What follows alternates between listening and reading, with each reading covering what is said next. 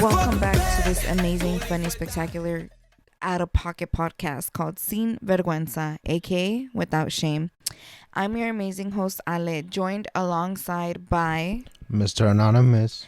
And I want to go ahead and start off today with a little quote that I seen the other day online it's kind of like inspirational, but more like, well, yeah, it is inspirational. It's basically saying that you got it within you already. And it was like, you want it because your future self already has it. And that being whether like you want a certain job or you want a certain accomplishment for yourself, certain lifestyle, I guess. Basically anything you want it because you already have it. So I thought that was pretty cool because for sure, you guys, I'm gonna have $1 million. I'm pretty sure we've all asked for that, so just wait on it, guys. What's something that you really like want in the future? Everybody wants money, but more like, I don't know, something different outside of money. For me, it for sure is my name in shining lights. So whatever type of lights, wherever they're at, I don't know. But watch it be on Channel 5 News. Bitch. It's gonna be like, she's psycho and she stalked this man. She's out here going 200 with a little ass car. Okay. I would say holding her cafecito in one hand. Rushing through the Starbucks like it's nothing. Yeah, no. Probably. I'd say probably land with a big ass shop with like all my dream cars in it. Oh, I thought you meant like a mall. No. Okay. That would be cool with your own mechanic. Somebody who details them, checks them out, makes sure they're working. Yeah, basically, I would like it in a mountain just because of the fact that I was talking to the homie the other day and I was like, that would be cool to like have your own drifting strip or your own like racing strip or your own drag strip. Ooh, or your friends could come over, build their stuff, test it out. You guys can race together. Yeah, like I thought that would be super cool. Is that like legal? Do people have that? Yeah.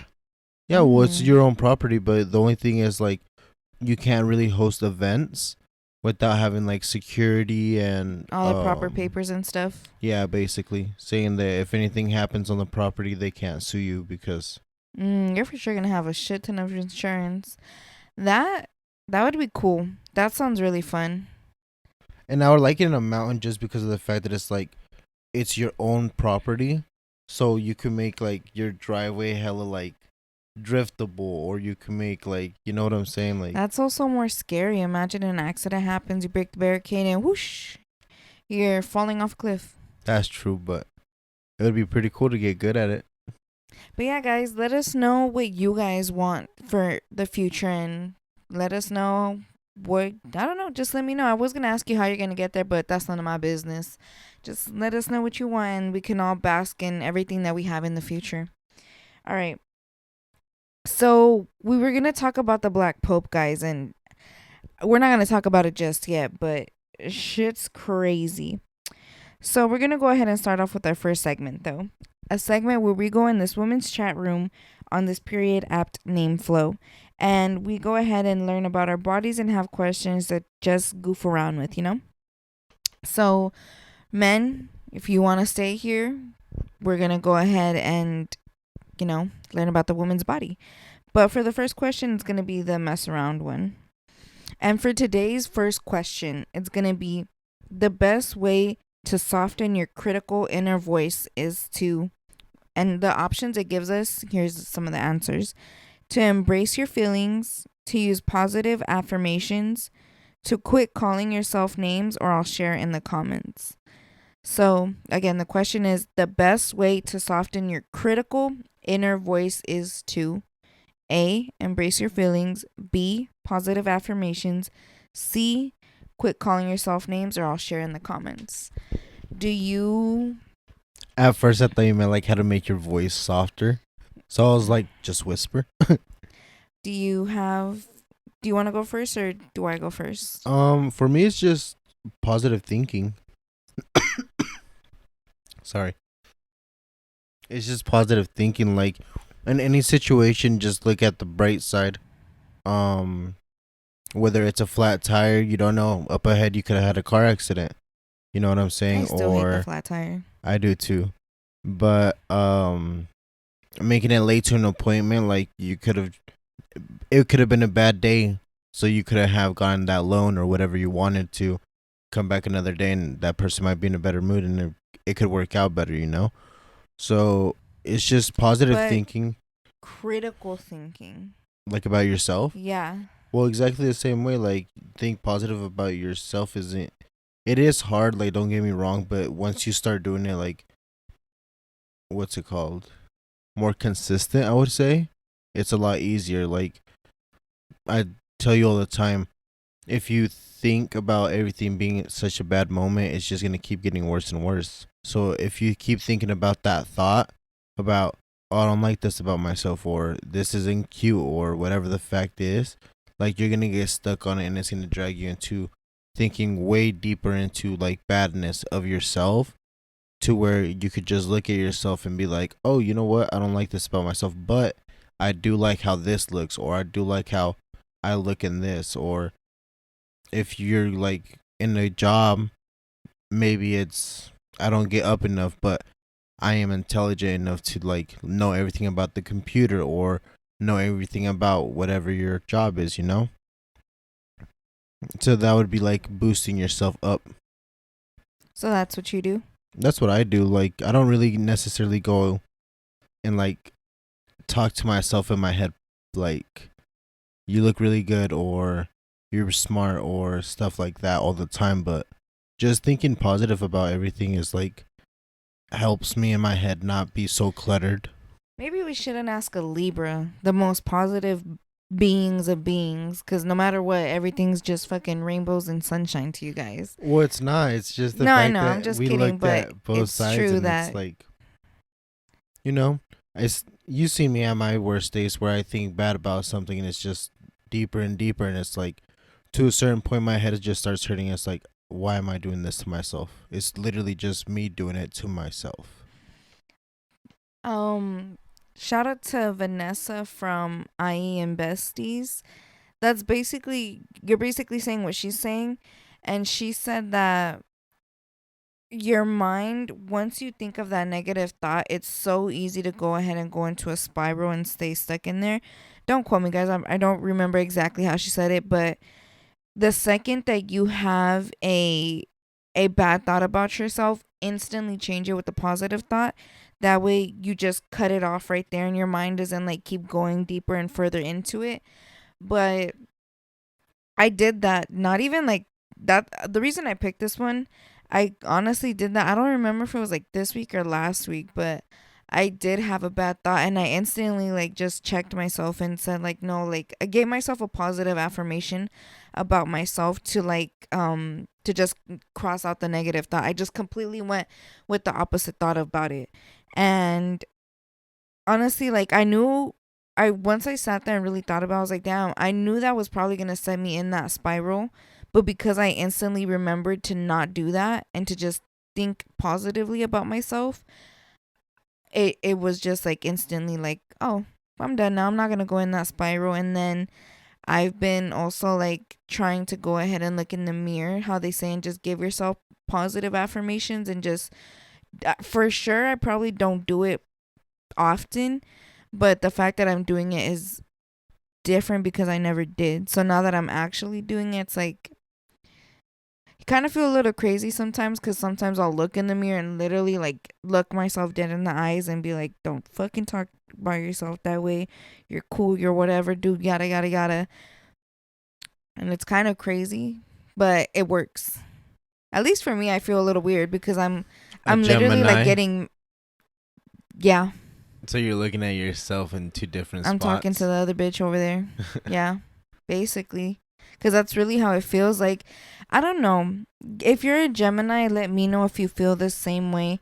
But for me, there really is times where I'm like, Like, okay, fuck. If you're a Gemini and don't know this, the Riddler, the Riddler in Batman, you know how he has that like, Dual. oh, that's low key like a fucking a mental illness and shit. The dual personalities, no? Yeah, mixed personality or There you go. But that's literally like the life of a Gemini. Dual, mix, something like that. Basically, like, since I know you guys all know Gypsy Rose, her man, or the guy that, you know, did the deed for right, her. right. Fuck, what was his name? Max or some shit? No, I know for a fact it's not Max. No, I but completely forgot, but he had like two personalities in his head. And so, like, that's literally like the life of a Gemini. At least, well, I'm pretty sure it's for everybody. I mean, But that's how it feels a little more extra when I do stuff like that. Because it's kind of scary. I don't know. Yeah. I see it because, like, for you, is you have to see yourself in the mirror, and you like that's when you mostly feel it. And like Literally. with my brother, I noticed it a lot of times. It was like Oh, yeah, I forget. even him when he was like studying, he would be talking to himself in like two different perspectives. Yep. And like Yep. it's scary, but like it's the same thing that I tell you, like you really put yourself into balance because it's like the person you are outside, meaning the person that you continue your day The way being. I see it is the one in control and the one on the back burner. Well, that's what I'm But saying. it's Like, still like there. well, of course. So it's like the person that you are everyday based, like every day to every other person. That's your first like face, and then the person you are inside within yourself to yourself and about like Everybody else. The little intrusive toxic thoughts and side stuff that like comes out that. of me. Like that's your other face, because it's like you guys have two like really hard feelings going always head to head with each other, whether it's It literally sadness is and like anger or the little devil and angel on your shoulder. yeah, like. But that's what I'm saying. In a lot of situations, I noticed that it's like your guys' feelings is what really crashes, and it's not much of your thoughts. Like it's the feelings. Okay, we're getting too far into this. Don't start getting me emotional about my feelings. Blah. All right. But that's how I do it. That's how you do it. And let's go ahead and read the comments and see how you do it. We all do it. All right. So one of the girls here said, I learned to start saying and writing down 10 positive things about myself for every one negative thought. I have learned this through therapy, and it has made the world it has made it a big of a difference for me. So that's a lot, but it'll work for sure. 10 of them. You don't necessarily have to write them down. I bet just either think them out loud or like do it on your phone just in case you're like driving or something. But honestly, if I sit down and probably try to think of 10 things positively, I'm gonna be stuck. I think it's cool because of the fact that she said write it down, because not only are you thinking about them, you're physically writing them out, And that helps you and stick like, to it more, no? yeah. So that's pretty cool. Like she said, that's free therapy for you guys right there. I think that one's a little hard, like you said. Maybe even just start with 3. You know what I'm saying? Yeah, and then 10 try to is, once I add. seen that number, I was like, oh shit. It kind of made me feel a little bad about it kind of made me feel a little bit bad about myself, because for me to think about 10 off the dome, like at least right now I'm probably not that positive about myself to think about 10. Well, So, I feel like it's not like starting at 10, you know? Maybe it's just starting with 3. But now she's to the point where her therapist was like, okay, you got 5 down. she didn't Try say 10. therapist. I thought she said. Oh, yeah, sorry. Yeah, so I'm you see what I'm incorrect. saying? Okay. For another girl, she said, when I get sad or feel negative about myself, my brain just goes, man, that's kind of cringe. So go outside and enjoy the sun or something. And I'm like, fair enough, I guess. But it's for real, sitting down outside that helps. Even if it's for a couple of minutes, sitting outside and looking at things around me instead of myself helps a ton. With the cringe, that's on you. I don't know. I don't know if that would work. Well, no, I do that. But I don't do that with like critical thoughts. I do that with emotional thoughts. Like, you're really crying right now. You like, yeah. or like when people show emotions. I mean, I feel like it's mostly like I understand what she's saying. Go outside and change your mood and thoughts, but I feel like it's not really thinking or changing your way of thinking about yourself. Like it's just distracting yourself for that moment. Well, either way, like it helps. It's asking what you do. So I think it's true though, because you know how I tell you when my room is dirty or when my car is dirty, I just cannot function. It makes me just either aggravated, sad, or just makes me feel some type of way. Right. Going outside is obviously gonna feel like it'll make you feel better because you're in a different environment, a much more clear environment, a much more the sun already always makes you feel good. It gives you that energy. It gives you that little vitamin C. Yeah. And Do I you don't know. do you feel that way because it's a more Like, open space you for know how you they to say think? take a breath of fresh air? Mm-hmm. Yeah. And the open space. But for her, that's for me. For her, she doesn't really say. She just says to go outside and she doesn't even say in the sun. She just says sitting outside helps in all caps. Period. All right. Another girl said, "Okay, story time." And just warning guys, typos. But I'm gonna go ahead and I'm not even gonna read it. I'm just gonna basically said what she said. So this girl went on a plane and she was double guessing her outfit, and basically her inner voice was saying that she was dumb and fat, and that's what basically people were thinking about her too on the plane. And she said, "Let them think what they think. What is the probability that I will see these people again?" And then that inner voice just turned off for her like a light. And she still uses that when she goes to school or going to any other place. I have that thought sometimes too. That people are judging you. Yeah, with it, like when I start feeling like anxious or whatever, I just kind of tell myself like, it's such a big city. What are the possibility you're gonna run into that same person? They're gonna remember it. You know what I'm saying? Like it's not like it's a bigger deal for you than it is for them. Mm-hmm. So I kind of see what she's saying. Like you know how whenever we walk the strip and we see people, like we don't really like analyze them or Oh, true. like We're just like another tourist is here. exactly. So that's how I feel. But I feel that because like I always feel like people are watching me. Like I'm always so worried about what people feel for me. And now that I say that out loud, I get where that came from. Because like my mother would always tell me, be these people, like, what are they going to think of you? Look at how they look at you and stuff like that. And that kind of reminded me that, oh, you know what? I think it was actually right here that I read this. I got this from an answer that a girl commented on here as well, and she said that inner voice is your inner child who is deeply hurt. She believes since early days that she can do only wrong. Whenever you hear those thoughts, it is not hating you. It is a little you hating herself. Somebody has hurt her in the past. Please be patient and loving with her. Hug her, give her her favorite food, tell her how beautiful she is and amazing.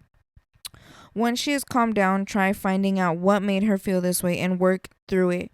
It is like growing up again, but this time with healthy guidance. It takes a lot of time and strength, but sweetie, trust me, it is worth it. You are worth it. That one is pretty fucking cute. Like That one hit. I'm not gonna lie, that lady should be a therapist because I never Okay. like I it was true. Like I never really considered that voice like an inner child, and if you really consider like all the traumatic things that have happened to you in the past, like it's literally well for us right now The it's trauma considered. literally builds you. Well, no, that's what I'm saying. But like right now, like us thinking back at our trauma, like that's really our inner child's trauma, you know, because we're not that far from them. But it's like it's crazy because of the fact that it's so true. If you can calm down a kid, so like if you Having can a do little that, tantrum. yeah, like you should be able to calm down that little voice in there, and like just like anything else, when you see a kid get hurt or whatever, you want to help them, you want to encourage them, like get them up and stuff. Another girl So had said, would you talk to somebody that you love that way? So would you talk to that little girl that you love in that voice? Would you tell her those things? That's true. I feel it though, cause honestly, like that's what I'm saying. Like it just reminded me of that. Like I remember my mom telling me certain things, and it also reminds me. There's just like a full circle with everything right now. Um, Kirsten from I believe she was episode 2 or 3. She told me that any negative thought that you've honestly ever had about yourself, that thought was put into your head because the brain will not think about itself negatively. I like that And one she got too. that from her therapist. Yeah, I like that one too. That one was pretty cool. And I it's told you like, about that, huh? yeah, because after that we had that talk, and it's like I told you, a computer's not gonna think it's dumb. It's just gonna find an answer. Your brain is literally a computer. Beep, boop, boop, boop, boop, So boop. That was cute, though. If you guys need help on your critical thinking, there's some little tips for you guys. Let us know what you guys go ahead and do so you can stop your own critical thinking. Or maybe it's one of the answers that was already listed here below. All right. Now let's go ahead into the learning about our body parts. Men, up to you. If you want to be here, don't want to be here, everybody's welcome. All right, so for learning about our bodies, we're going to talk about what the color of your period is trying to tell you. I never knew that girls went through like periods with different textures, colors, smells. Like I always thought it was just like blood clots coming out, you know? I know because I lived it. And I live it not every day. Tampoco, but. Shh. Okay. All right. So basically, this is from Dr. Sarah Toogood. I don't know if I don't know. It literally is spelled too good. Dr. Sarah, do you get like, I don't know. I feel like that's a name that would be easily like, a target. Like, okay, My Mrs. Too Good. my doctor's too good, bruh. So it starts off by saying menstrual blood can vary between pink, dark red, bright red, rust colored brown, and even dark brown to almost black. Says OBGYN Dr. Jennifer Boyley. And the blood can differ from person to person or cycle to cycle, and it could change from basically 1 month to another. All right. So it's related to the amount of blood you're experiencing. And then it goes on to saying bright red means that your flow is going by a little faster. It's in the first few days of your period, and that it's basically the lining of your uterus shreds quickly as chemicals called um, prostaglands. I said this correct earlier, and I don't know, prostaglands. And it tells the muscles that they're to contract. Ooh. I don't know why I said that. Sorry. I don't know. Like that was some fancy shit. Right. Bright red period blood is pretty standard and usually nothing to worry about. But if your flow is super heavy and you bleed through several pads or tampons within an hour, just straight on passing blood clots, you need to speak to a healthcare provider. For dark red, it's in the first couple of days of your period, and you might notice a change in color. Your cycle can turn darker as your period progresses. That darker red is just that blood's been in your body a little longer, and you're less likely to be dealing with those cramps. For the brown, it goes on to saying this, it'll look like coffee grounds on your pad. I ain't never heard nobody explain that shit before. Every time me and my friends try to explain the little brown stuff, we literally just call it the little brown stuff. They compared it to coffee grounds, so I'm gonna start using that. And when it comes out brown, it's just basically old blood becomes darker the longer it stays outside of your blood vessels. So when it comes into contact with air, it's called oxidation. And it's where the blood just turns almost to black. It's basically dried up blood. Like, you know how when you stain your shirt with blood, it ends up turning like a little brown spot? Or Well, girls, yes. when you stain your fucking panties? Yeah. All right. So when it comes out pink, it's just basically your blood mixing with any white vaginal discharge, and that's why it's coming out the little rosy pink. Or it's just also that your period is very light right now. And they go on to saying that, does the period blood matter? Well, the period color. And it says, not really, honestly. It really doesn't matter the color. It's just more important to track when you're bleeding and how much you're bleeding and how long your bleeding lasts. And if you see any blood clots bigger than a quarter, you need to head to your healthcare provider. And yeah, it could just basically say how your hormones are working. Oh no, actually she said that's a myth. That people think that the color of your blood is determining how your hormones are working, but that is a myth. So yeah, guys, that is learning about our bodies and the different colors. And I'm pretty sure like we all kind of go through the brown phase, the dark phase, but they did say it varies period to period or person to person. But that's just some meanings, and honestly, the color of it doesn't really matter. And that's your period blood. That's not discharge. If you have different colored discharge, that's something different, and that each one should be or could be something to worry about. But yeah, You see what I'm saying? Like, you guys have so many liquids that come out that it's like, I give props to you guys. I'm not gonna lie. everybody should give props. Bow down, bitches. Okay. Now we're going to go ahead and. Should we just start off with the Black Pope now? Might as well. Like, you guys, if you guys don't know why we're starting off or talking about the Black Pope, tune into last week's episode. It was a banger. But I forgot why the Black Pope came up. we were talking about how the fact that I asked if they had some point in the government. Yeah, if they had any power. And basically, the Black Pope came up as somebody who like is the one that we asked, can we start a war and stuff like that, and they give basically the permissions. But let me tell y'all something, guys. I heard some conspiracy theories, watched some videos. I feel like we all have been there, but being on the research side of things, we've given our props to people who do conspiracies before.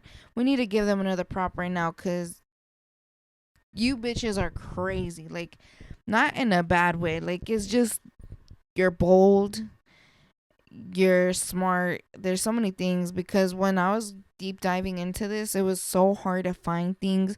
You really had to look into the nooks and crannies, and then one thing led to another secret, to another secret, to another secret, and it was just like a big ass rabbit hole. And then it's like, I feel like it's just for this, because like it's with the church, and everybody has so many views on the church, and it's so scary actually looking into this shit, because some of the sources, like, obviously the conspiracy theorists have sources and shit, but the sources are literally coming from themselves. Like, they really do not care to let it be known. Like, you literally just have to go looking for it. I mean, duh, but it's scary. I feel like the fact that they can't really necessarily hide it, because the Black Pope is like second in command, So I feel like, since the fact that he's so high up, like, Let's go ahead and explain it in order, that way it just doesn't rapple into like a different thing, right, because it could go to that. But like you said, the Black Pope is second in command to the White Pope, I guess, the Vatican. But let's start off from the beginning. So the Black Pope is the superior general for the Jesuits, and that's basically the Society of Jesus, which is started in 1540, where it was supposed to basically be a group of missionaries, but somehow it became and this is how they explained it, a fierce group of defenders for the Catholic faith. So missionaries they're the same for every religion, right? Where it's basically, missionary is somebody who goes out telling people why you should join and stuff, no? Yeah. So that's what they were supposed to be, and then they just became fierce defenders of the Catholic faith. And it's an army. This is also, everything is literally how everybody explains it, and how they explain themselves, and all this and that. Can I say something real quick? So I did the math just because I'm interested. Like, when stuff is talked, I'm interested in how long it was, or like, okay. You know what I'm saying? They have been ruling for 484 years. Honestly, that doesn't seem like that much. Almost 500. Well, I mean, Oh, true. Okay, when you put it rounded up, I guess. For me at least.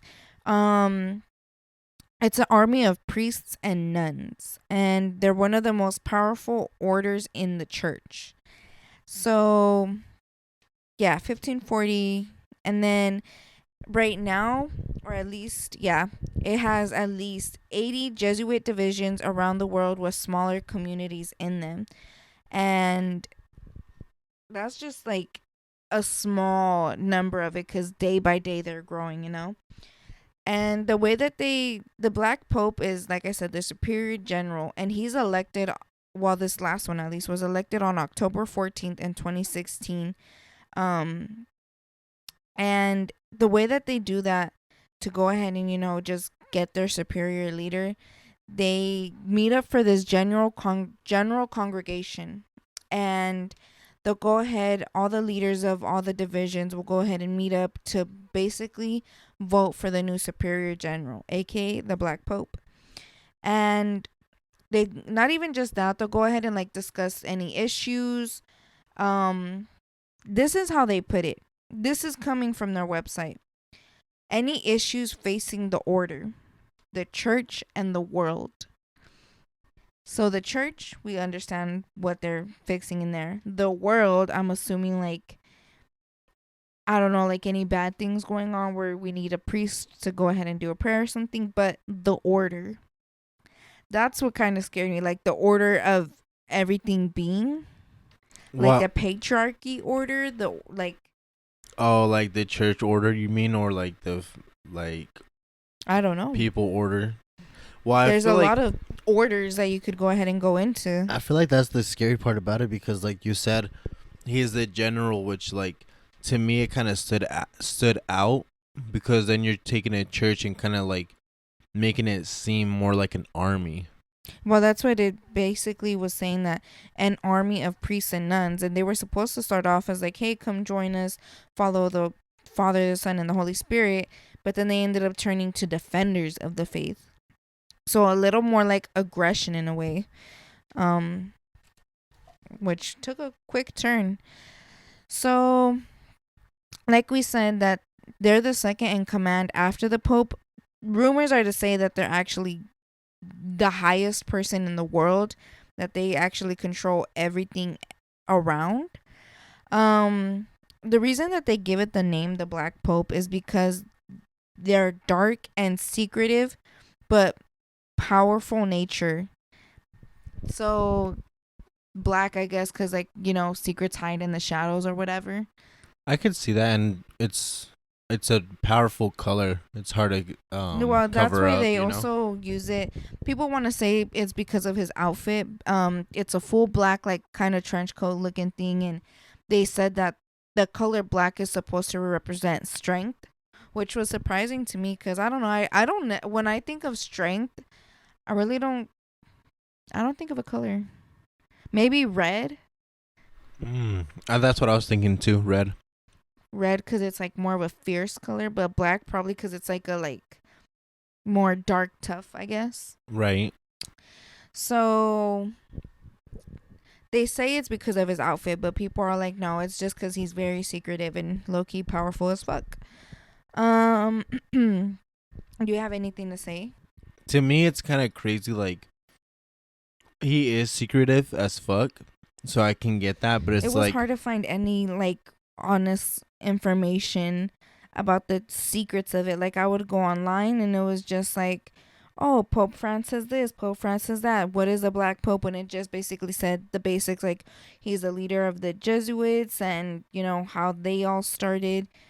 But like when you go on, like, what's funny is you'll find more shit like on TikTok and YouTube where people, the conspiracy theorists, know where to dig and know how to find it. So it's like, I mean, I feel like it's crazy just because of the fact, like you said, like, to me, when I think of black, as in like, well, you said black and then you said army.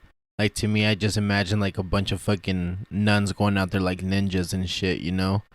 So it's crazy because of the fact that they're like an army, so to defend their beliefs to me is like how far you're willing to go to defend your belief.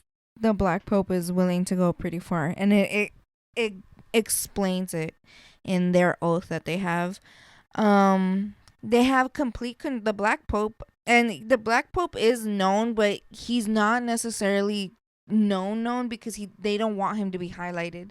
That's why they have Pope Francis, who's basically the face of the church. But there are images and stuff for Pope Francis and the Black Pope, and news articles of the Black Pope.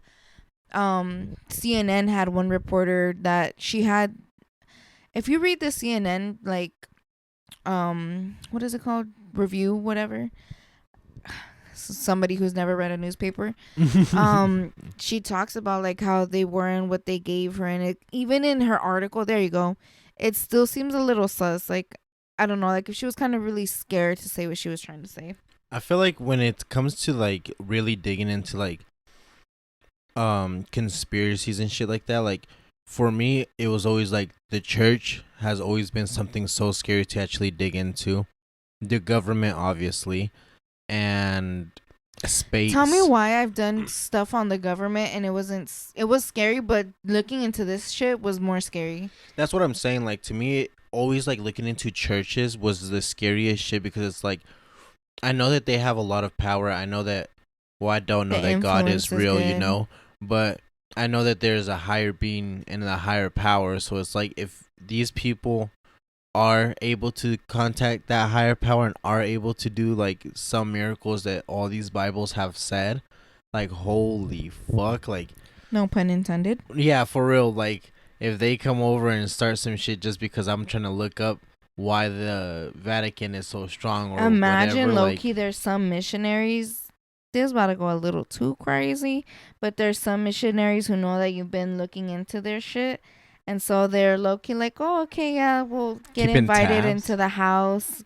get coffee, and then one day, bam, you're missing. Well, something tragic happens. That's what always. I don't mean no disrespect. I'm coming up, with my own little conspiracies. That's what always seems scary to me because, like, a person from a church, you kind of don't really think twice of. At least for us, to let them in your house and stuff. Yeah, like for us, it was like, oh, okay, yeah, you can come in or whatever. And in our church, like a lot of these people go to different countries to serve their missions, and yeah, like you'll imagine like having like a foreign, because that's what they are like when you're a missionary in other countries, you're basically some foreign kid. So imagine some foreign kid just like going into random people's houses and everybody's just like, yeah, like, we don't think about it. Well, that was always like the scary part for me because it's like for us, it's as soon as you turn 18, you're eligible to go, and that's when you're a little hooligan. You're gonna really let this little hooligan into your house? Yeah, and it's 2 years, so you come back at 20. And for my uncle, like he went to a third world country. I forgot where it was. And when he went over there, like the way he explained it was like really poor and stuff like that, but the people were like super lovely. They let him into the house, anything that they cooked, like for them they can't tell you no. And even if they like the meal, they can't tell you, oh, can I have some more? Like, it's bad for them to do that. It's whatever you offer, whatever you give them, like, they have to like it and appreciate it, basically. So to me, it was always crazy the fact that it's like, you're sending all these people out. I hear about these missionaries getting invited to these houses and being let in. Sometimes they don't and get ridiculed and shit like that. But it's like, you never know, like, some dude from another country just came and just told you, oh yeah, I'm a missionary, let me into your house. Like, you're really gonna let that happen? That always like seems crazy to me. I never thought about it that way either till right now, honestly. But then again, I don't think we've ever really invited people from the church inside. Like when we did, it was always at the door, like at the gate, and I don't think my mom ever really let anybody inside, even for like the salesman. You can't even talk shit. What does Chris Brown say? Can't even get in the club. Ha ha ha ha ha. Oh, when he's like, how you hating? You can't even get in. All right. So Did I say that the Black Pope has complete control over the finances of all the groups? No, you did not. So out of all 80 little divisions, and I'm pretty sure they meant this and like the Catholic Church in general, like also considering the White Pope, they have complete control over all the finances. One man has complete control over that money. That's all the charities, all the ofrendas, basically in church when you get the little basket, put some money in there. You know, sometimes some churches do it the ofrenda twice, maybe even 3 times. So it's like, does the government give the church money or no? Is it all like their own money that they have to use? Yeah. At least for what I know, yeah. Still, like, there's probably some rich people that just donate a shit ton of money just because they're like trying to get good with God or some shit. That I don't know. We all know that the churches have a lot of money, so that was pretty crazy to me that they really let that guy just control it. In the Catholic Church, do they tell you like how much you're supposed to give or like a percentage or anything, or is it whatever you can? Whatever you can. Oh, okay. Because like in some people would throw coins and shit. Yeah, because in our church it's like 10% of like what you make, I believe.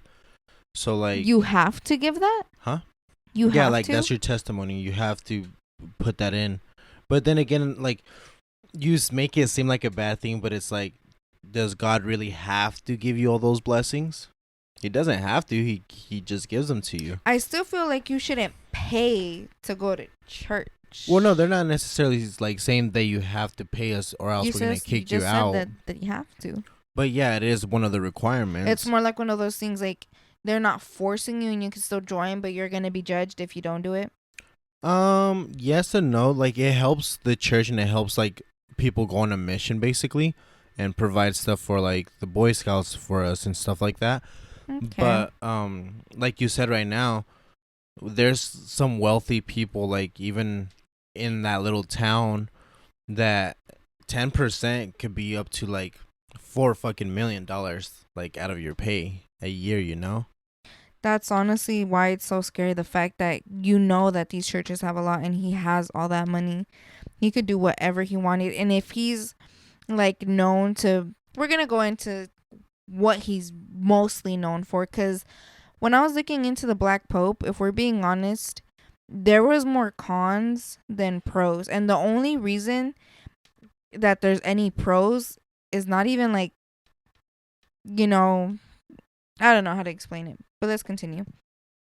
So the Black Pope is believed to be the mastermind for their political intakes, making various governments ban them because the Jesuits and their history.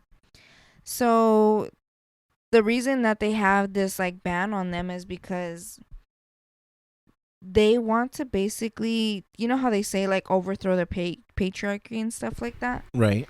Yeah. They want to be the top shit. They're accused of basically throwing capitalist societies and political conspiracies like the JFK killing and 9/11. So that with throwing capitalist societies, which is knocking down the patriarchy, right? Right.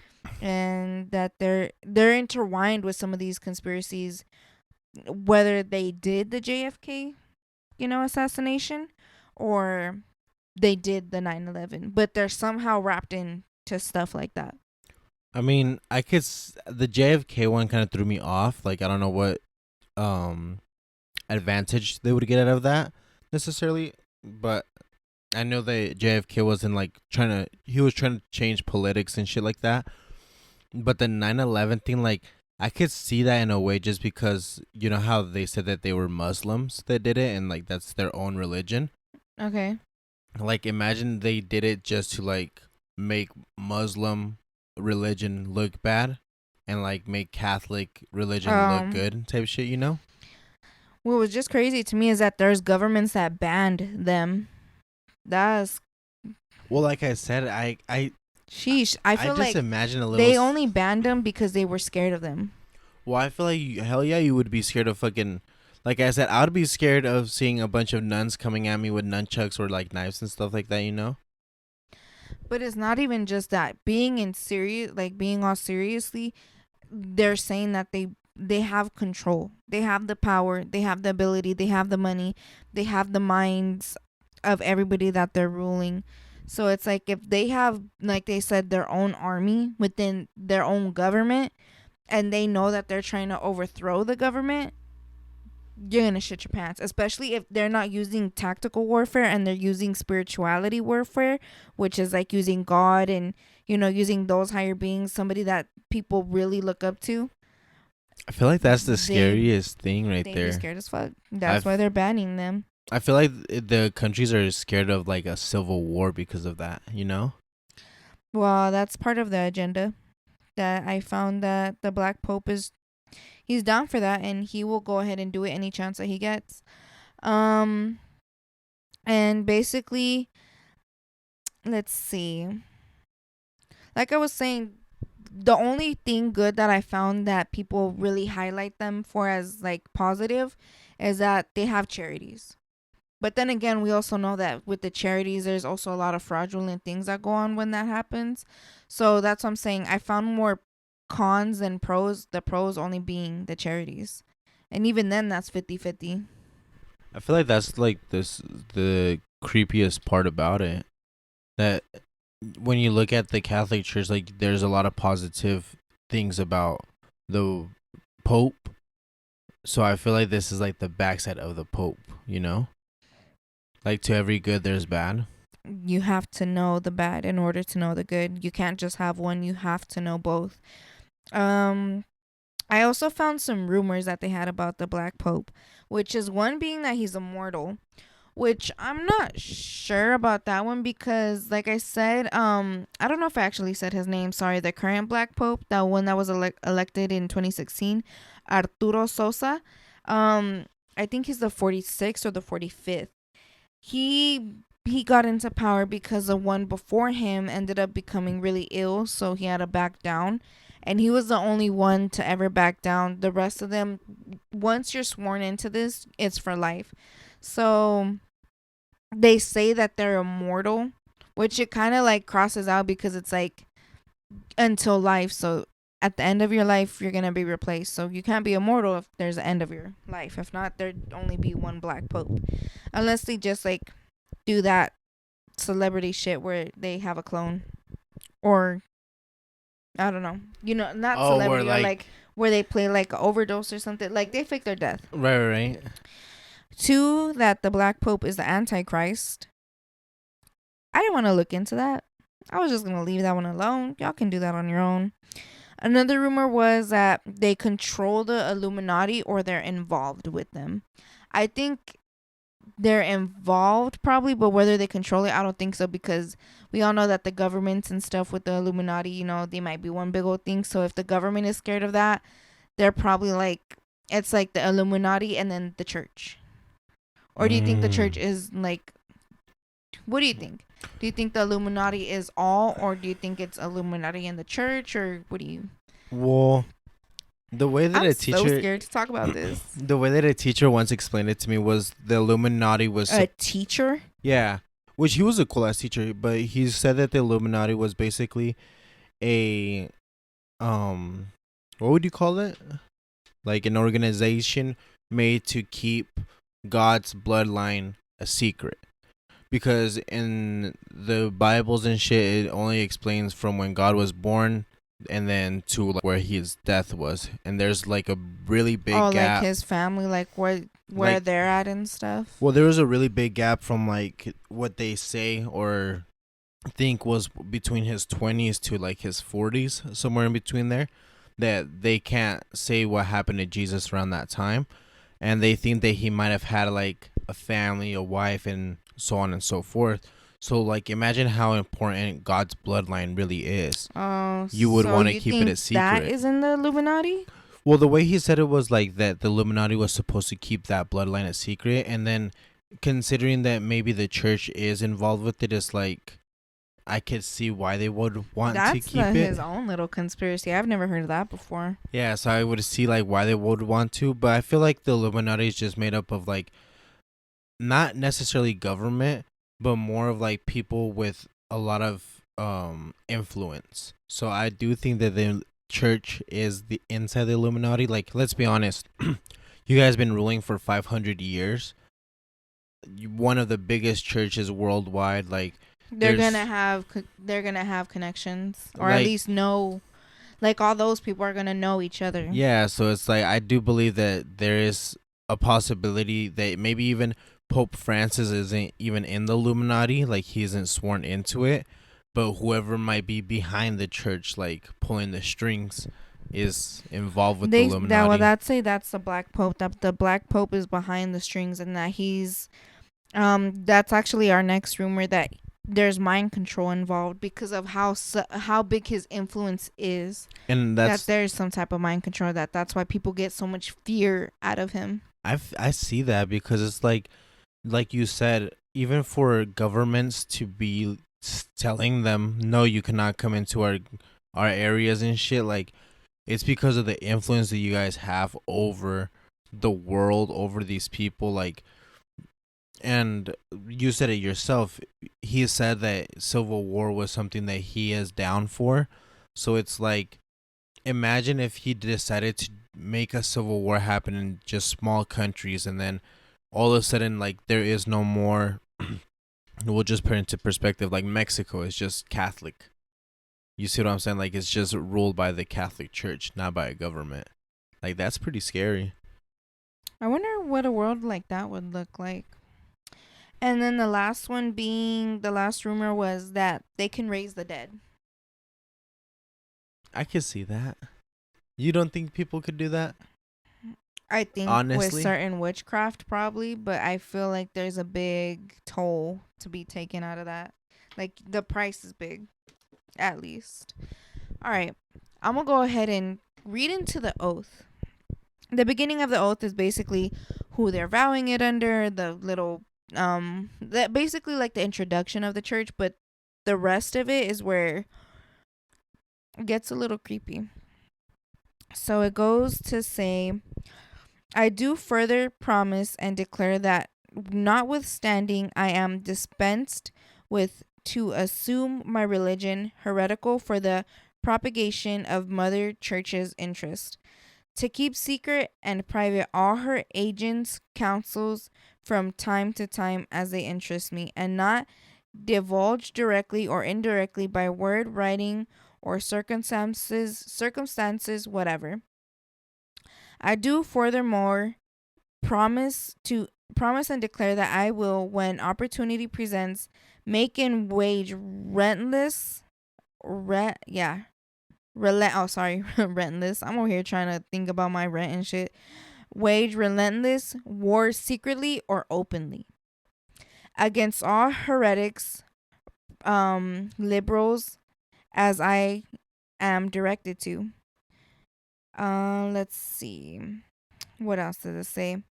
I will spare neither age, sex, or condition, and that I will hang, burn, waste, boil, flay, strangle, and bury alive those infamous heretics, rip their stomachs and wombs out of the woman, and crush their infants' heads against the wall in order to annihilate their execrable race. That when the same cannot be done openly, I will secretly use the poisonous cup, the strangulation cords, the steels of the poignard, I don't know what that is, guys, or the leaded bullets, regardless of the rank, dignity, or authority of the person, sorry. Whatever may their condition in life, either public or private, as at any time I am directed by any agent of the Pope, or the superior of the Holy Father, the Society of Jesus. In confirmation of which I hereby dedicate my life, my soul, or my corporeal powers, and with this dagger which I now receive, I will subscribe my name written in my blood in testimony thereof, and I shall prove false or weaken in my determination. May my brethren and my fellow soldiers of the Maijita of the Pope cut off my hands and my feet and my throat from ear to ear, rip my belly button open, and suffer burn therein, and all the demons of the eternal hell forever. And testimony thereof, this is my most holy and blessed sacrament of the Eucharist, and witness the same further with my name written with the point of this dagger, dipped in my own blood, and sealed in the face of the Holy Covenant. Basically running it down and saying anything that I feel like is something that should not be here, I will go ahead and execute it no matter what, whether it be openly, whether it be privately, whether it be secretly. I'm going to do it. I know that I have to. And if I do not obey, I will basically be tortured up until I am in hell. And they did a blood sacrifice basically, because he said, with this same dagger covered in my blood, this is my vow to do this. I feel like that's the crazy part. Like, I've tried to look up other oaths. Maybe this was like a hoax, but every other one, even if it's worded differently, it still comes to this. And this one didn't necessarily talk about the Civil War, but he said at any, did I say at any given chance that he will go ahead and start that war. So it kind of doesn't go with what you said, where they ask if he can, he's just down for it. Well, like, I have a lot of like little points throughout the whole passage that you just read. Like, for one of them, it was that like the war, and it brought me back to like last week's episode where we were talking about the fact that he's saying that, or not him, but the Pope is saying that having another person have your baby is a sin. So like me and you, when we were talking about it, you were over here telling me, oh, I was ready to fight him, I was ready to this and that. Like, that is creating a war within just people thinking, yes, this is okay, and no, this is not all right. I didn't say I was ready to fight the Pope. I said he had you me said hot. You're ready to fight me because of what I was thinking. You see what I'm saying? I was like, I ain't never said that about the Pope. So that's like one of the things that kind of like stood out to me. Another one, I know that I've been basically joking about it, but like he said, like he's willing to use even bullets to get like the job done. So that's what seemed crazy to me, that it's like, I know that somebody high up in his power is not going to go out there and necessarily kill somebody, but like, it's not saying that his soldiers won't be sent out there to kill somebody. And the fact that he's saying either in secret or in open, I guess openly is when he says, yeah, go ahead and have that war, and then secretly is everything else that he said he would do. So like, to me, like, that's what's so crazy. And even when he was saying like pulling the strings behind, like, if I can't do it, that's what I don't understand. Like, this is a church oath for the Jesuits, like literally the followers of Jesus. Like, what? Well, that's what's like, a lot of people say that the churches are not really like teaching us the way of God, that they're really just teaching us Satan's way, and like they're pushing the agenda through. Supposedly it's our Christ, but it really isn't. And the Vatican is like, I looked into a lot of like little things here and there about them and stuff, and like the serpent that they made inside of one of their buildings, that it shouldn't be there. And like, when you think about a serpent, it's Adam and Eve, like the whole story. It seems super crazy to me. And like, their archives, like in 500, yeah, like in 500 years, how much shit have they actually like written? How many things have they stolen? How many things have they took? And how many things have like are down there, just secrets hiding in? And we don't know about them. Like, maybe there's answers to shit that we need now, and they have them hidden. Like, in one person's, I don't know. I feel like in one person's lifetime, like, you don't have enough time to read everything that's down there. So what happens if like there's crucial information that they needed to show us, but they can't find it, you know? I don't know like anything about that. Like, if they're hiding stuff, probably most likely, since they're over here trying to hide everything else. But to wrap that up, that's what I found on the Black Pope. It was hard. So how you conspiracy theorists do it, I don't know. But show me your ways. Hopefully I don't have no nightmares about this. Hopefully, guys, I'm not even going to tell you what I wanted to do, actually. I kind of wanted to go interview somebody in the church about this, but I'm not sure if that would be disrespectful. I'm not sure where that would lead me to. But let me know. Let me know. I might. If you guys want me to, I feel like I'll do it. Let me know if it's disrespectful or not, though, because, like, if it is, I don't want to do that. But I would want to see somebody's reaction on this. All right, let's go ahead and go into our second segment now, the dream segment. With this dream segment is we talk about dreams that we've had recently or any dreams that we've had in the past that have stuck with us. And we're talking about sleep dreams, guys. Not no, my dream is to be as cool as Beyonce. No. All right. With this dream segment, we have a Google form where you can go ahead and drop your dreams to be anonymously read on the podcast. And we can go ahead and, chat it up about your dreams. Sadly, nobody has dropped anything in the Google form. So if you guys want to go ahead and drop that, feel free. Do you have a dream? Other than the one that I told you that one night that was kind of gruesome, but I don't know if you want to talk about that. I don't know. Where I was split in half. All right, we could talk about it. I'll go ahead and have a trigger warning at the beginning of the episode because the Pope stuff, some stuff that he said was already a little triggering. So we already have a trigger warning. Basically, you guys, I was being tortured and kinky. And throughout the dream, like, I was basically doing, like, the way I could explain it was basically a jumping jack. But I was stuck on the form. Exercise is such torture.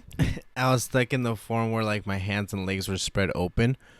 And I was just basically, like, being cut. Like, I could feel everything, like, happening to me. And at a certain dissected, point, basically, huh? Yeah, and at a certain point, like, they were just kind of done with it. And I felt kind of like a chainsaw going from, like, not to be nasty or nothing, but, like, from my genitals up to, like, about... When you say you felt it, like, did you feel it in your physical body, or like you spiritually felt the pain? I guess I felt more like spiritually, because it was like each cut, like, I knew it wasn't really, like, cutting me. And it's crazy because, like, within, like, my dream, I was telling, like, myself, pinch yourself back to awake, like, pinch yourself, and I could feel, like, my physical body hurting because I was pinching myself. So I don't know if, like, every time, like, they would slice me, like, that was a pinch that I was doing to myself. Like, that's where the pain came from. But once, like, I was split in half and, like, basically up to, like, the bottom of my rib cage, nothing, like, came out, like, no blood for a second. And then, like, all of it just started, like, rushing down the side of my legs and stuff. So, like, really, like, warm blood just, like, gushing down my, like, legs and shit. And right after that, you guys, like, I fucking woke up and, like, I was basically just hyperventilating. And I never had, like, a panic attack or, like, a anxiety attack or nothing like that. Like, I've seen a lot of people around me go through them and how it, like, affects them and stuff. And when I started hyperventilating, I was, like, really scared because I was like, dude, like, no way I just had a panic attack or an anxiety attack in my dream. Like, hold on. And I took a breath and kind of, like, brought myself back to consciousness. All this meantime, I'm over here not knowing shit is going on next to me. And yeah, like, I don't know, it was just one of those dreams where it's, like, unreal but so real, you know? Mm-hmm. And yeah. Do you feel like there was any deeper meaning to that, like darker, like subliminal message type of thing? Not sure. Like, were you watching something specific that night? I wasn't watching anything, like, scary. Like, to be honest, we've been watching a lot of comedy. So Ted. Yeah, so shout out to Peacock, guys. If you guys haven't seen the new Ted series, it's pretty funny. Kind of weird at some points. Pretty funny though.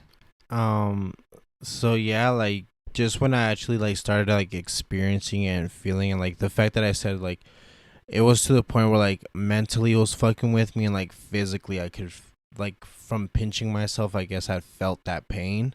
Mm-hmm. So, like, it kind of shocked me because it was, like, I knew it was my body, but I wasn't living it like where I was looking down and noticing it. Like I was kind of third person viewing it, so like Ew. it kind of felt like either it was being done to me or I was doing it to my own body. That critical thinking will really fucking kill you. For me, guys, I don't have a dream. I haven't been dreaming. I don't know. If you guys have any tips for like dreaming other than, sitting down and telling yourself what you want to dream about, let me know so I can have some more dreams for you guys. All right. Let's go ahead and talk about one more thing before our final segment. Snoop Dogg. Did you hear what happened with Snoop Dogg or no? No. So with Snoop Dogg, basically he was offered $100 million to do OnlyFans. All he had to do was whip his dick out. Didn't have to do much, just whip his dick out, and $100 million would have been his. But who offered it? OnlyFans. I feel like that's just, I don't know. The OnlyFans CEO, he got a thing for Snoop. Yeah, I feel like that's a Snoop. little personal because, like, don't get me wrong. I know that there's a lot of people that look at Snoop and they're like, oh, yeah, he's pretty hot or whatever. But, like, now looking at Snoop, like, we went to go watch a movie recently, you guys, and the guy in the film looks a lot older. Only reason I'm not saying his name is I really don't remember his name, and I'm so sorry. But if you guys ever seen Sean and Hobbs, it's basically Sean. It's not The Rock, and he looks a lot older. So now, like, really thinking about it, like, there's a comedian. Oh, it was Kevin Hart. Kevin Hart was like, he was basically like, nobody wants to see your pepper beard because, like, you know how it has like white and like black. Can you talk about this guy? Yeah. What's his name? His name is Jason Statham. Yeah, Jason Statham. If you guys go watch, if we're butchering it, sorry, but a badass. Fucking great actor. Like, literally one of my favorite actors. Not gonna lie. Anyways, it was either Kevin Hart or Dave Chappelle, but he was like, oh, Dave Chappelle. And he was saying, like, he was basically masturbating, and he's like, and like, now that I'm a lot older, just looking down there, he's like, it's not like my younger dick. He's like, it has like white and black hairs, looking like salt and pepper was down there and shit. No. So it really made me laugh because, so, like, your pubes age too? Yeah, like, just like your beard. We're still learning about our bodies, guys. So, like, that's what really seemed funny, like, right now that you told me, because it's like, imagine the CEO really wants to see Snoop. Yeah, see Snoop Dogg's fucking salt and pepper penis. Like, okay. I'm not saying it's Snoop. I'm cool with you. Snoop, That's cool. Crazy. They got us thinking about Snoop's dick and shit. It worked.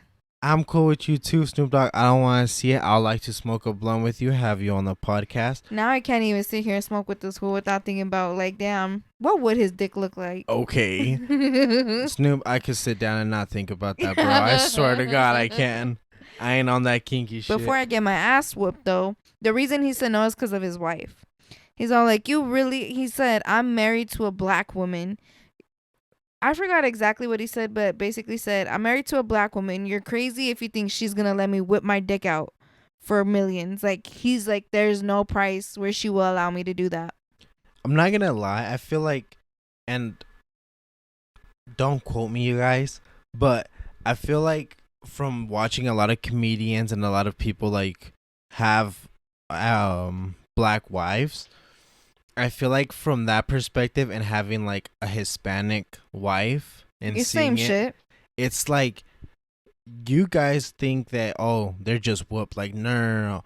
We literally are whooped. Like, they'll whoop our asses and we ain't gonna do nothing back. Like, I was literally about to say that, like, mama. Snoop is not just because you got a black wife, because if you got a Latina wife next to you, she's gonna whoop that ass on too. Jesus, though. Like, fucking putazos are gonna be flying, you guys. But I feel like it's cool of Snoop Dogg to take into consideration, like, his wife, because even if she doesn't hit him or even if she didn't have a problem with it, like, it's cool that he knows that she wouldn't like it either way. Like, he wouldn't like her to do it maybe, so he's not gonna do it to her. So shout out to Snoop for that, like, standing on your morals, standing on that business, on the marriage business. Yeah, I wouldn't want it either.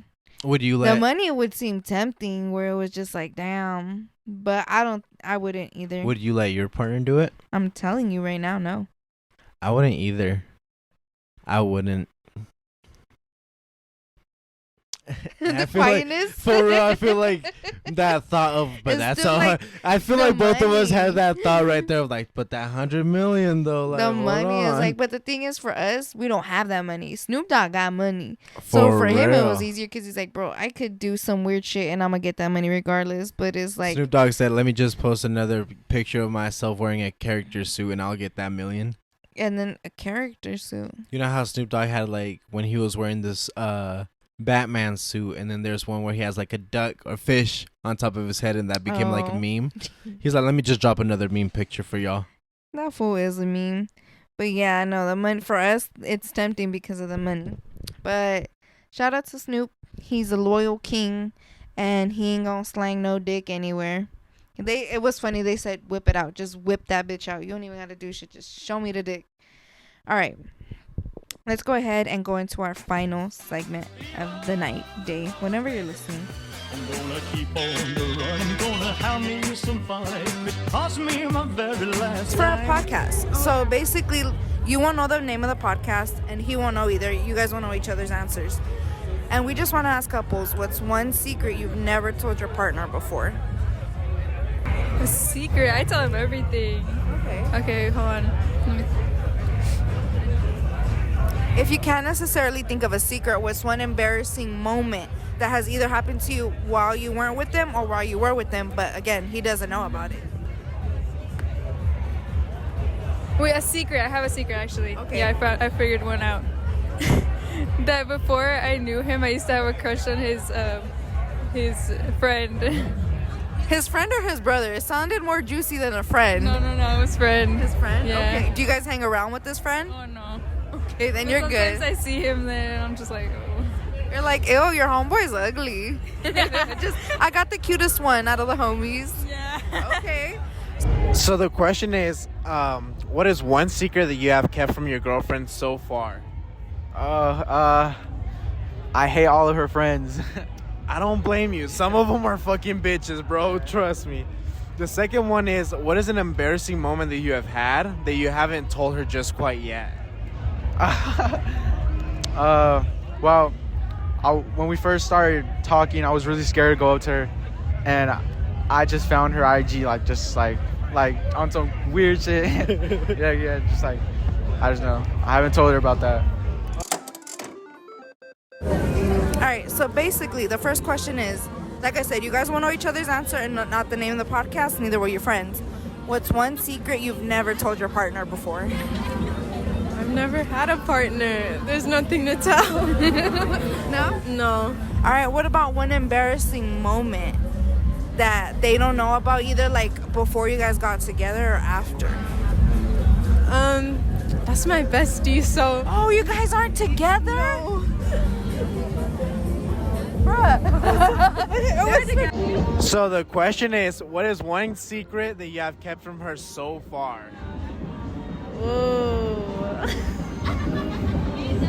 I don't know. I'd have to think. It's okay. Like I literally. Oh my gosh, I really can't think of anything. You want me to ask you the second question? Yeah. Yeah. So the second question is, what is an embarrassing moment that has happened to you that you haven't told her just yet? I'll let you know both so you can think about both of them. Let me think.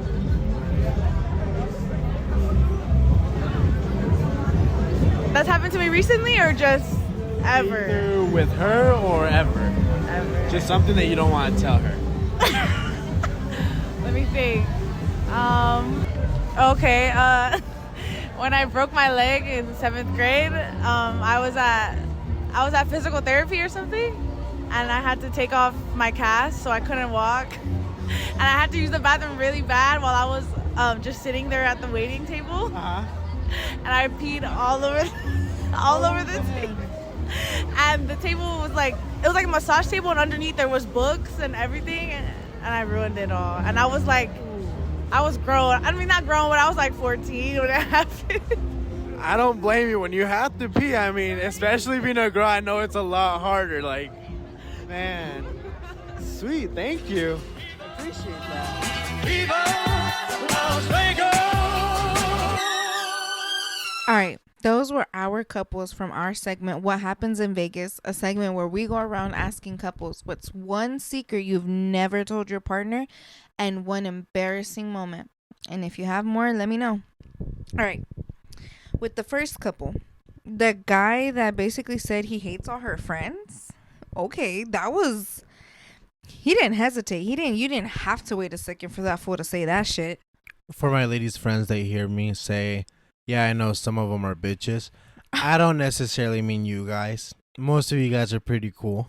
But Wait, what? right after he's told me that, I was like, yeah, some of them can be bitches. Like, You said that? well, yeah, because like I'm not gonna make the homie feel bad because he doesn't like his friends. I don't appreciate that. What? What you said? Well, I mean, it's like I tell you all the time. When I'm out with you guys and I hear you guys' secrets, I'm not gonna be a person to judge. I'll most likely agree with you and I can't lie though, try. I do that too. That's why sometimes I'm like, oh, I see, like with the girl, I was like, yeah, I got the cute one. I do Okay. that too. I see what you're saying now. No. You guys, last episode she was getting throw putazos out at me because of a pope. I'm gonna throw putazos out and then go pray to the pope, I think. No. But I get what you're saying. Like I try to like kind of like relate or some shit just to make them feel more okay. Safe, like in their environment, of course. And that's why I Guys, told if him, I like, ever hear him call my friends bitches, trust me, I will do unspeakable things. it's like I said, I don't disrespect your friends and I won't disrespect them. And that's why I was like, I've never heard you say anything Yeah. like that about my friends. That's why I'm like, Exactly. bitch, are you sneak dissing right now? No, like if I don't like you guys, I'll tell you guys straight up or I'll tell her straight up. But for the most part, I like your friends. They're pretty alright. So for his what was it? Embarrassing moment. There you go. He secretly found her IG. That's not that embarrassing, fool. She knew when you added her. Come on now. I feel like it was more embarrassing because he felt like it was hard to go up to her and talk to her. We like the shy So- guys though. He was probably like kind of just creeping on her page. Like he said, it was kind of like a weird thing. Meantime, imagine the way he found her was through his homies' fucking followers because it was the cute one that she said. Yikes. Yikes. Or the homie was like, oh yeah, that girl here for I got her on IG. Little did you know. All right. For the second couple. With me, I told her, your partner. I honestly didn't even realize when she's like, I've never had a partner. And then I was like, so what's one embarrassing moment? Like, bitch, you did not give a fuck what that girl said. You were there on a Yeah, mission. when I heard the recording, I was just kind of like, she told you from the beginning. Sorry, guys. But when she told me she was her best friend, it was literally like, oh, because we got her with another couple. It was basically 2 guys and 2 girls. And I was like, they were holding hands when we seen them. So I Yeah, was like, all oh, okay, couples let's were. go ahead and fucking ask the girlfriends, ask the boyfriends. Where she's like, oh, that's my friend. I was like, oh, shit. Like, what the fuck? That was just, like, so awkward. And then we were just standing there watching you guys. And it was like, it took a minute. And I was like, bro, is she talking shit about you? Like, I was just like, what is she saying right now? Honestly, like, I didn't ask, like, about your partner. I was just like, what's... Because I That's thought, what's like, funny. You didn't even explain to the other girl what you were doing. That's why I was like, I see why she just went along with like, oh, okay, you're asking about me and my best friend, yeah, not which, about me and my girlfriend. which to me was like, it's kind of funny because there's times where we walk up to you guys and we'll explain to you like, okay, we I want for to do sure it. 100% always do. Yeah, like we want to do you and your boyfriend, you and your girlfriend. We you and always your say your partner. Like whatever. I the guess they meant situation like is. your partner that you're walking with. I don't fucking know. Yeah, but I like- always like assume when we say your partner, it's your lover, your boo, your thing. Like, That's why like I didn't really go, and it's the first time that I think I don't really say what's one thing you have kept from your girlfriend or whatever, you know. And when she actually like started to explain herself, that was one of the most like, you know how you just said like you try to relate to them. mm-hmm. it was hard for me to relate to like. Because I ain't never pissed myself on purpose Yeah, at the like doctors. I never peed myself, and I'm not a female, so like I don't know how hard it is for you guys to like tolerate not going to use the restroom, or how easy it is for you guys to hold it in. But being with you for this long, like I know that there's times where you say you have to go, it's like, all right, get your ass in the bathroom, you have to go, you know. So I felt like in that spot, like what she said, like she has a broken leg, she can't necessarily move, nobody's in the room to help her. You're not gonna be like, help. You know what I'm saying? They're gonna like, rush in and shit. I felt so bad for her. That's why I was like, oh shit, like yeah, I understand like it's harder for girls, but that's a question I want to ask you. Is it harder? Do you feel like it's hard for you to hold your pee? It As a varies female. for everybody. I think that's just your own thing. You should never hold your pee though, because you could catch a UTI doing that shit. So ladies, men, whatever the fuck, if you pee, don't hold it in. You could fuck yourself up. So we were just standing there watching you guys, and the whole time she's like, this fucking bitch. Like, she was just talking shit, and I was like, oh my god, like, what did we start right now? And I thought that like she was probably talking about like how she likes her or some shit, but it was just so funny. And then when you guys were talking, two dudes came up to us trying to spark a blunt and shit, and then they're like, what's going on? And we were explaining to them, and even then they were all like, damn, that's not your best friend. Like, They were side dissing too. we were all like, bro, like she's talking shit. And then like once you guys were done, like right away the friend went up to the girl that you were talking to. She's like, so what? Like, what's your issue? Like instantly, like that's how you know that friendship is real, when you can like straight up go up to that bitch like you're about to fight and know that it's just gonna be a conversation. Well, I feel like it was pretty cool, like seeing that, like you said, their friendship seemed pretty strong because of the fact that even after that, like she went ahead and explained to her like, oh shit, I thought like they meant Once partners, I went up to you guys and I was like, yo, they're not girlfriends. She's like, wait, what? I was like, this is supposed to be for relationships. And they were both, the girl was like, oh shit. And then she's all like, well, I have explaining to do. Which was pretty funny. Like that's something, I guess, if you didn't want to tell nobody, or like especially your best friends, and not made fun of, secret or an embarrassing moment, which I'm pretty sure she probably won't tell her next partner. The other girl says she's never had a partner. That was pretty surprising because they were a little bit older. Yeah, I feel like it's pretty interesting. Like that's a secret, I guess she might have wanted to keep to the grave, and now it's like, and now we out here just dragging that shit out. Do I have to tell my best friend? Do I not tell this bitch? Like, do I make something else up? You know what I'm saying? So I feel like that's a lightweight secret to keep from a best friend. I like do we said too. last time. I don't feel like I would keep something like, bro, I peed on this, like from a friend. I feel like like the drunk couple that explained it to us one time. This girl was basically telling my lady, it's funny to go home and tell your partner your embarrassing moment, and sometimes you both it's goof just more about like it. a fucking diary. Yeah, it's like, it's not even funny. You're just like, fuck, like I have to. For some reason, it's like you have to tell somebody. But I feel like after feel that, better. like with your partner, you kind of goof off a little bit more about it. Like you feel less bad because of them making a joke to your friend or somebody else making a joke, you know? Like, bitch, I'll make your biggest fucking insult come right now so nobody else can fucking tell you. You know, like it prepares you for what other people might say if you tell them. I guess you can say she got wet for literature. But that's our segment, what happens in Vegas. And if you guys also want to go ahead and just drop a secret, you could do so on the Google form. It doesn't necessarily have to be about your partner, just any secret, and we can talk about it right here anonymously on the podcast. But all right, guys, we went from talking about a secret pope to talking about Snoop Dogg's dick. What a great episode. I mean, some might say that the Pope is holy. Onlyfans CEO, he said that Snoop Dogg's penis is holy. So we had the Holy Grail today. Let's just say that. Oh my gosh! Guys. Okay, don't. I'm so scared to talk about all this because I don't want to be disrespectful. Regardless of patriarchy, fucking scary Pope, I don't give a fuck. I do not want to be disrespectful to anything spiritual, but especially not Snoop Dogg's dick. All right.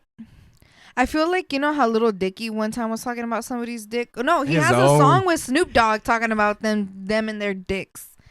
All right, guys. If you guys haven't heard that, listen to that song. Snoop Dogg and Lil Dicky. That was a good song. Oh, yeah, that was. All right. Let's wrap it up here now. Today is our 40th episode, guys. 40. This podcast is as old as some of y'all mamas. And at least my mom. Wait, not years old. Episodes old? That's what I was like. Oh shit. But yeah, guys, big 40. Shout out to all of you guys. To 50. I feel like I celebrate all our milestones, but fuck it. We're celebrating them now. So yeah, shout out to all of you. Shout out to anybody who reacts, who comments, like, shares, everything.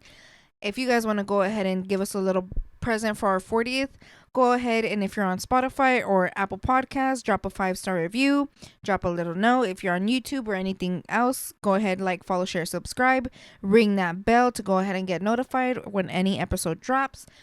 If you go into the bio, you'll find the link for the Google form that I've been talking about, the link to any of our social media accounts. If you go on our Instagram, which is also listed in the bio, you could find everything there that you're looking for, and any other content. Other than that, I hope you guys have a great weekend, and shout out to you. Do you have anything to say? And Phil, I always have to double check my outros, guys, to make sure I get everything across to you. For our big 40, drop some secrets in the bio. Drop some dreams in the bio. Drop anything you want in the bio. Your we 2 don't cents. judge. We love reading your guys' comments. It hypes us up every time we see them. It's cool as fuck to see you guys interact with us. We kind of look forward to every single week just to see what you guys have to say and tell us. Like, it's pretty funny sometimes. It's emotional sometimes, but we love it. We love Always the roller grateful, coaster. though. Speaking of that, you guys can also go ahead and on Spotify, there's some questions you can answer either before the episode, after the episode. I would say after, just because there's some stuff that's not necessarily in the beginning that I'm asking about. So after the episode, go ahead and answer those questions. But just know, I do know who leaves that there. I can see your Spotify account. So just know I still will keep that to myself if you're comfortable with that. But other than that, I appreciate it. Shout out to the big 40. And yeah, good luck, bitches, with whatever you're doing. And peace out. No tienes vergüenza, mami. Baby, quiero ser el río de tu Tokio. Chingamos en la